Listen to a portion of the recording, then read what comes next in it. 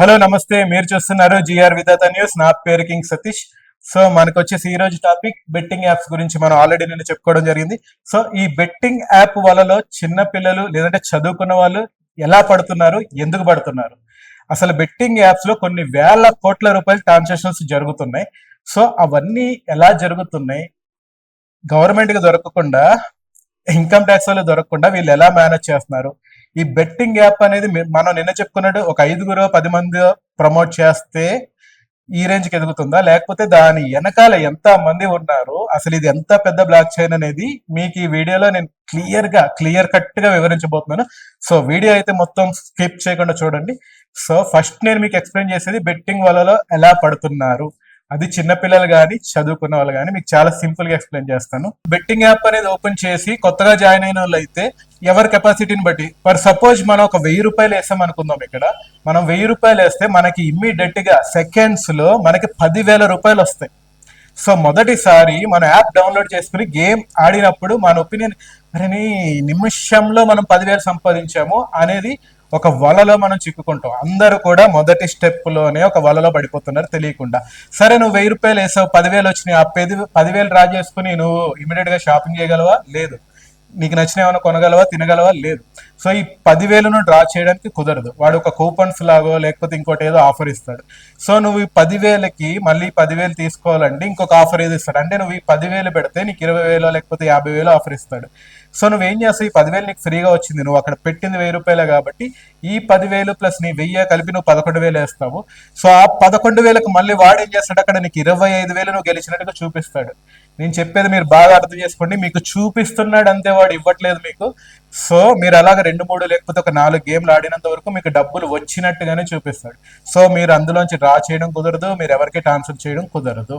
So ఆ తర్వాత మీరు అరే ఇది బాగానే ఉంది వస్తున్నాయి అని చెప్పేసి మీ దగ్గర ఉన్న బ్యాంక్ బ్యాలెన్స్ నుంచో ఒక 1,00,000 రూపాయలు, ఒక 50,000 రూపాయలు మీరైతే ఎప్పుడైతే బెట్టింగ్ ఆడడం స్టార్ట్ చేస్తారో అది పోతుంది, డెఫినెట్ గా 100% పోతుంది. సో మీరందరూ యూత్ కుర్రోళ్ళు ఉడికిరత్తం, అరే 1,00,000 రూపాయలు పోయినాయి అని చెప్పి ఆ యాప్ గురించి మీరు తప్పుగా అనుకోరు. ముందు వచ్చినాయి కదా, ఇవాళ పోయినాయి అంటే నా టైం బాగాలేదు, లేకపోతే నా గర్ల్ ఫ్రెండ్ ఫోన్ చేసి ఇసిగించింది, లేకపోతే నేను లేచి ఎవడమో ఫోన్ చేసి నాకు బాగాలేదని చెప్పి ఇట్లా పిచ్చిగా ఆలోచించి మళ్ళీ ఇంకో 1,00,000 రూపాయలు మీ దగ్గర ఉంటే ఆడతారు. లేకపోతే మీ ఫ్రెండ్ గాడినో మీ బావను ఎవడో ఒక అప్పు అడిగి మళ్ళా తెచ్చి ఇంకో 1,00,000 పెడుతున్నారు. సో ఏమవుతుంది? ఫైనల్ గా 2,00,000 పోతున్నాయి. సో ఈ 2,00,000 పోయేసరికి మీరు మెంటల్ ప్రెజర్ ఎక్కువైపోయి ఇంట్లో మీ అమ్మా నాన్న తెలియకుండా దొంగతనం చేయడమో, లేకపోతే app loans, mobile app loans గురించి సో ఈ మొబైల్ యాప్ లోన్స్ కి దీని జోలికి వెళ్తారు. ఇక్కడ మళ్ళీ మీకు ఇమీడియట్ గా 1,00,000 రూపాయలు 2,00,000 మీకు ఇక్కడ లోన్ వస్తుంది. మీ అందరికీ తెలియని ఇంకొక విషయం ఏంటంటే ఈ బెట్టింగ్ యాప్స్ కి ఈ బ్యాంక్ లోన్స్ కి చాలా దగ్గర సంబంధం ఉంది. ఈ బ్యాంక్ లోన్స్, యాప్ లోన్స్ అన్ని కూడా ఆపరేట్ చేసేది ఈ బెట్టింగ్ వాళ్ళే.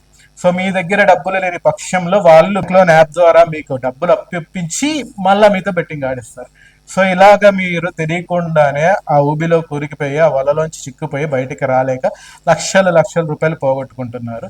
సో తద్వారా మీ ప్రాణాల మీదకి తెచ్చుకుంటున్నారు. లేకపోతే మీకు జీవితాంతం మెంటల్ టార్చర్ మిగులుతుంది, మీ సివిల్ స్కోర్ పోతుంది, మీ పరువు పోతుంది.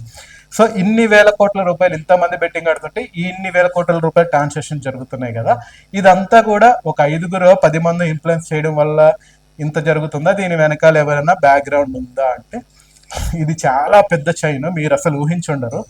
ఈ బెట్టింగ్ యాప్ లో వచ్చిన డబ్బులు ట్రాన్సాక్షన్స్ ఎలా జరుగుతాయంటే మీ చుట్టుపక్కల, మీ ఇంటి పక్కన, మీ ఇంటి ఎదురు, మీ గల్లీలో ప్రతి ఒక్కడు కూడా వీడు ఆడేవాడు కాదు, ఆ డబ్బుని మేనేజ్ చేసేవాడు. వీళ్ళందరినీ ఏజెంట్స్ అంటారు. సో లైక్ మీ ఇంటి పక్కన ఏదో ఒక కిరాణా షాప్ ఉంది, అతని షాప్ ద్వారా నెలకు 3,00,000 5,00,000 సంపాదిస్తున్నాడు, కరెంట్ అకౌంట్ ఉండింది. సో అతన్ని బెట్టింగ్ యాప్స్ వాళ్ళు వాళ్ళేసి పట్టుకుంటారు. సో మీ ద్వారా మేము ఒక 10 కోట్ల రూపాయలు, 5 కోట్ల రూపాయలు ట్రాన్సాక్షన్ చేయబోతున్నాము. సో మీరు వీడికింత పంచండి అని చెప్పేసి వాడిని ఇన్వాల్వ్ చేస్తారు. ఐదర్ ఇంకొక మెడికల్ షాపు, ఇంకొక షాపు, అట్లా ప్రతి గల్లీలో ఈ బెట్టింగ్ యాప్స్కి సంబంధించిన, ఈ మాఫియాకి సంబంధించిన మనుషులు ఖచ్చితంగా ఉంటారు. అంటే మీ ఇంటి పక్కనోడో మీ ఇంటి వెనకాలోడో మీకు తెలియకుండా చేస్తారు. సో ఇలాగా మన ఆంధ్రప్రదేశ్, తెలంగాణలోనే దాదాపు నాకు తెలిసే 3,000 షాపులు ఈ బెట్టింగ్ యాప్లో అందరికీ కూడా సపోర్ట్ చేస్తున్నాయి. మీకు అర్థం అవుతుంది అనుకుంటున్నా. ఇంకొకసారి క్లారిటీ చెప్తున్నా. మీకు కనుక కరెంట్ అకౌంట్ ఉంటే, మీకు కనుక ఏదైనా షాప్ ఉంటే మీకు కాల్ వచ్చింది అంటే మీకు తెలిసిన బావో ఇంకొకడో వాళ్ళకి చెప్తారు మీ గురించి. సో నువ్వు నాకు నీ బ్యాంక్ అకౌంట్ ఇచ్చే, నేను నీ దాంట్లో ఇన్ని లక్షలు వేస్తా, లేకపోతే ఇన్ని కోట్లు వేస్తా. సో నీ బ్యాంక్ అకౌంట్ వాడుకున్నందుకు నీకు ఇంత అమౌంట్ ఇచ్చేస్తా అని చెప్తారు. సో నువ్వు నెలంతా కష్టపడితే నీకు వచ్చేది 1,00,000. ఇక్కడ నువ్వు ఒక రోజు అకౌంట్ ఇస్తే నీకు 10 లక్షలు వస్తాయి అన్నప్పుడు నువ్వు ఆశపడుతున్నావు, వాడికి ఇస్తున్నావు. సో అన్నా మరి ఇట్లాగా డబ్బులు వేస్తా ఉంటే, అంతంత డబ్బులు వేస్తుంటే నేను దొరకనా, మా మీదకి ఎంక్వైరీకి రారా అని చెప్పి కూడా మీకు క్వశ్చన్ రావచ్చు. సో ఇక్కడ ఏంటంటే ఈ షాప్ వాడికి నేను ఒక 10 లక్షలు లేకపోతే ₹1,00,00,000 ట్రాన్సాక్షన్ చేశానంటే మళ్ళీ ఒక 6 నెలల వరకు వీళ్ళకి నేను పంపించను. సో వీడు ఒకసారి వస్తాడు, మళ్ళీ వీడు వెళ్ళిపోతాడు, మళ్ళీ పక్క షాప్ వాడు. ఇలాగా బెట్టింగ్ యాప్ ఈ వలలోకి ప్రతి ఒక్కరిని లాగుతూనే ఉంటారు. సో ఎవరికి దొరకకుండా చాలా తెలివిగా చేస్తున్న పెద్ద క్రైమ్ ఇది. సో ఇలాగా ఈ చైన్ అనేది చిన్నగా మొదలై ఇప్పుడు వేల కోట్ల రూపాయలకి వెళ్ళిపోయింది. సో ఇది కరెక్ట్ కాదని చెప్పేసి మన సజ్జనార్ గారు చెప్పడం జరిగింది. నేను మీకు సపోర్ట్గా ఉంటాను. నా సపోర్ట్ ఉన్నా లేకపోయినా ప్రతి ఒక్కళ్ళు దీని మీద పోరాడండి. ఎందుకంటే చాలా మంది ప్రాణాలు పోగొట్టుకుంటున్నారు, చాలా మంది జీవితాలు నాశనం చేసుకుంటున్నారని చెప్తున్నారు. సో మీరు ఏదో సరదాగా ఆడుతున్నా అనుకోండి, ఒకప్పుడు మీ అందరికీ తెలిసే ఉంటుంది, ప్రతి ఊర్లో ప్రతి పల్లెటూరులో పేకాట అంటారు, కొన్ని ఊర్లలో రమ్మి అంటారు, తీన్పత్తి అంటారు, కోటిపట్టు అంటారు. సో ఇట్లా పేకాట ఆడి జీవితాలు నాశనం అయిపోయి ఎంతో మంది బ్యాగులు పట్టుకుని హైదరాబాద్ సిటీకి, బెంగళూరు సిటీకి వలస వచ్చేసారు. ఎందుకంటే అక్కడ అప్పులు కట్టలేక బతుకు తెరువు కోసం వచ్చేసారు.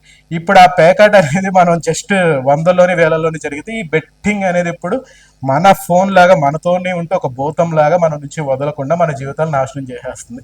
సో ప్రతి ఒక్కరి బెట్టింగ్ అనే దానికి ఎంత దూరంగా ఉంటే అంత మంచిది. మళ్ళీ ఒకసారి చెప్తున్నా, కష్టపడి పని చేస్తేనే మనకి డబ్బులు వస్తాయి. ఫోన్లలో గేమ్లు ఆడడం వల్ల ఎటువంటి ప్రయోజనం ఉండదు. సో ఇంకొకసారి అర్థం చేసుకోండి. మీ మంచి కోరి మా జిఆర్ విధాత న్యూస్ ఛానల్ మీ మంచి కోరి చెప్తుంది. So thank you for watching. తెలుసు కదా, నా పేరు కింగ్ సతీష్. బాయ్.